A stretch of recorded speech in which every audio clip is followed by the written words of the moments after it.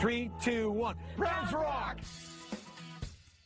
Cody, Mary, Janelle, Christine, and Robin. They're America's favorite polygamists.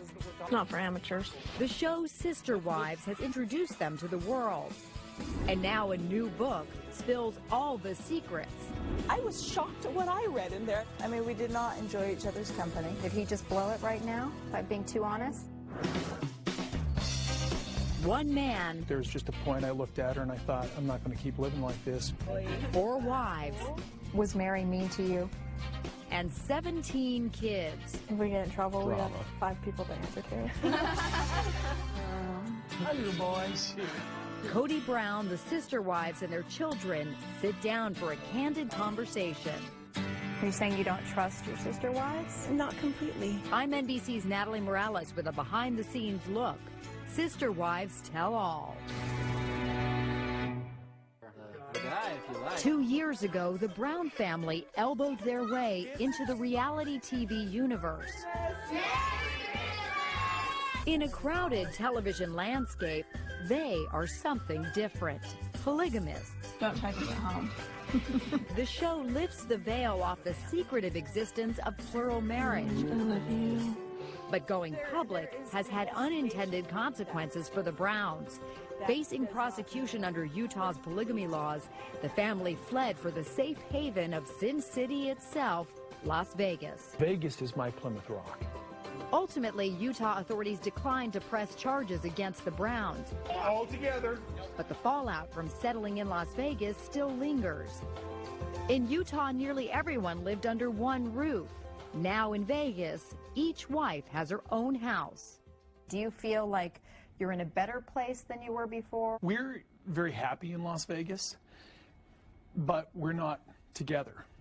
And so we are perpetually working on trying to get our family closer to each other. You know, Dad needs to be in the home. Dad needs to be part of the family. And I'm the not kids there all miss the each time. other like crazy, and so it feels abnormal. So you're house hopping a lot, I take it. Yes, I am. Every night going from house to house? Yeah. How you feeling?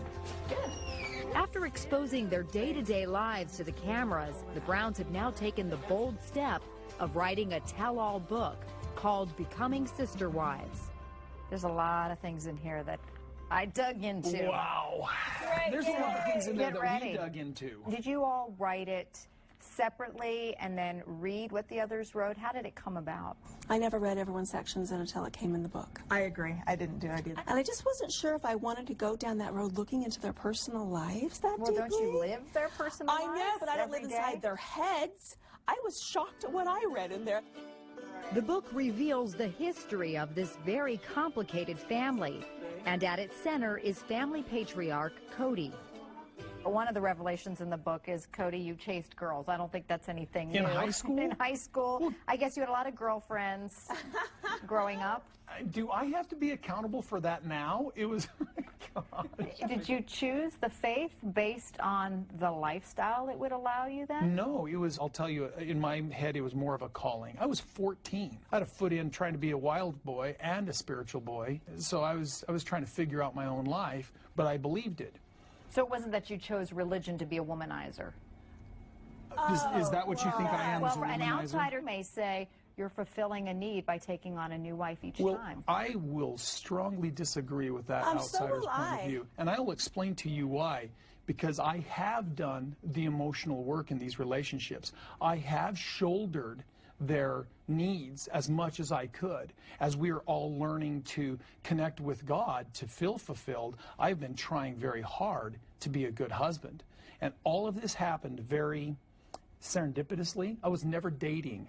And this is a frustration to me. Pardon me if I'm a little defensive. Sorry. No, but this is exactly what people who look at you and say you're in an unconventional marriage. I want to just make it clear that all of my wives I chose as a mate because of the depth of their character and my belief that they would be a fine individual to share a life with. I was never womanizing, that this is not an open marriage. This unusual love story all began more than 20 years ago when 22-year-old Cody took 19-year-old Mary as his bride. Together, they would have one child, Mariah. Another pregnancy resulted in a devastating miscarriage. Throughout their relationship, Mary's inability to have more children has been an ongoing source of pain and insecurity. Mary, you wrote in the book, I couldn't help but feel that my sister wives used their pregnancies to validate their marriages to Cody in a way I couldn't. Did you feel like you were less of a wife to Cody? Somewhat. So it's an insecurity. You even write about that. You say, I never really considered leaving, but I felt insignificant to myself and definitely to Janelle and Christine. Yep. To me, it didn't seem as if they saw any point to my being in the family. Yep. Did they make you feel that way? I don't think they made me feel that way on purpose.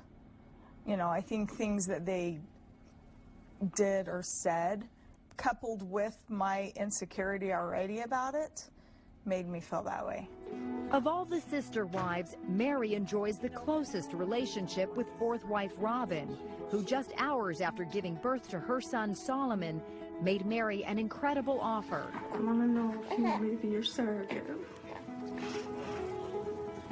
And I know you're going to have to take some time to think about it, but I'm offering it wholeheartedly. I've been praying about it ever since we met. And I mean it.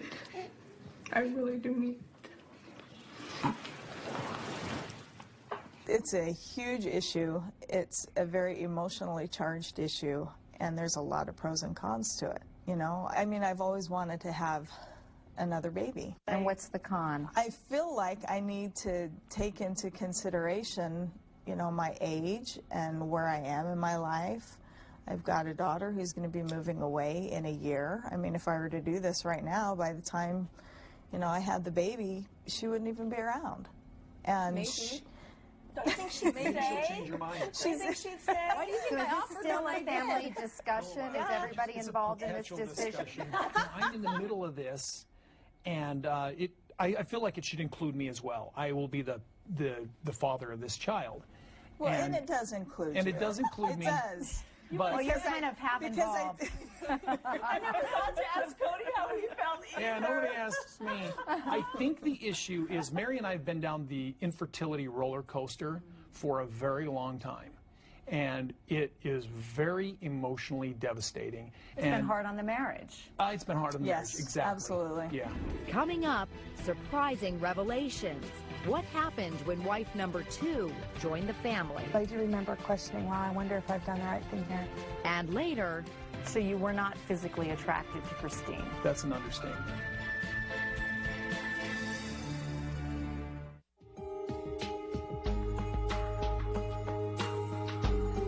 billed as an uncensored look at life in a plural marriage, Becoming Sister Wives details the early years of the Brown family. The book reveals that in their first year of marriage, Cody and Mary began courting a potential second wife, and the unnamed woman was not Janelle.